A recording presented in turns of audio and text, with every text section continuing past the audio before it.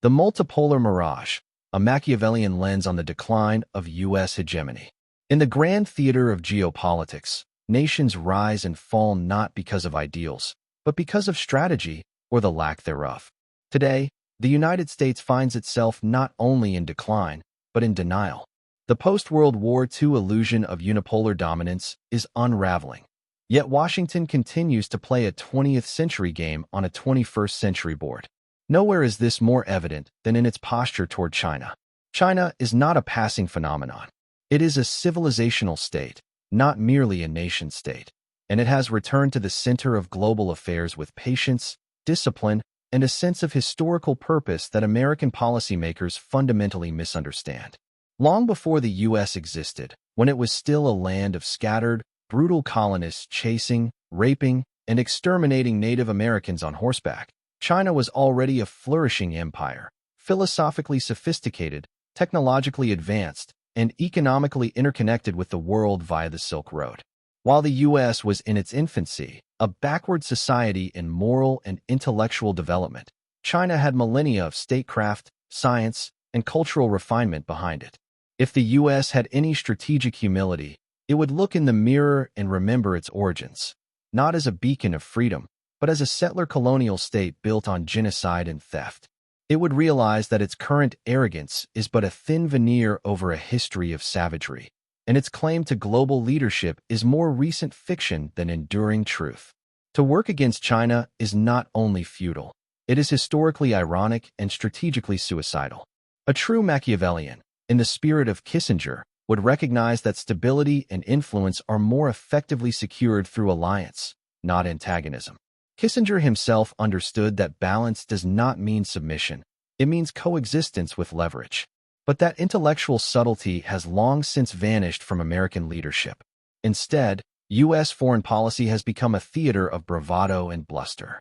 Tariffs, sanctions, and rhetorical saber-rattling are not strategies. They are tantrums dressed in policy.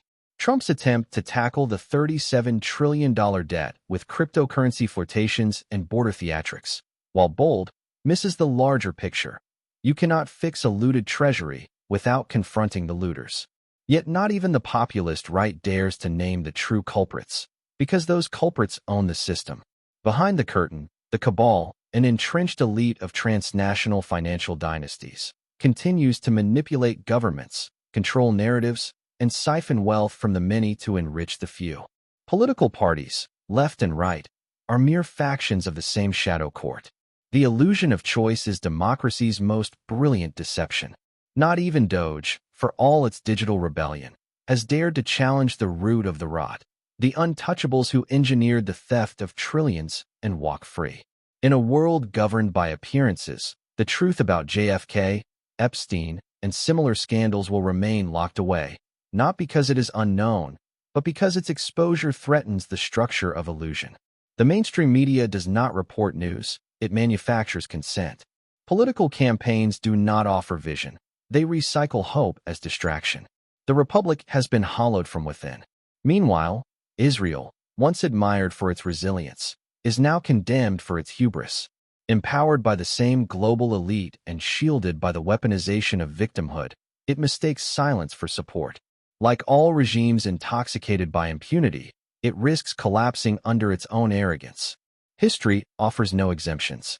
The coming decades will not be defined by ideology, but by survival. The battle lines are not between nations, but between the ruling few and the dispossessed many. The multipolar world that is emerging is not a utopia, it is a contested terrain. If the people do not reclaim power, the cabal will tighten its grip until either rebellion erupts or civilization collapses. Machiavelli taught that the prince must not only appear virtuous, but be willing to act with ruthless clarity when necessary. Today, the people must become the prince. Either they master the game, or remain pawns in it.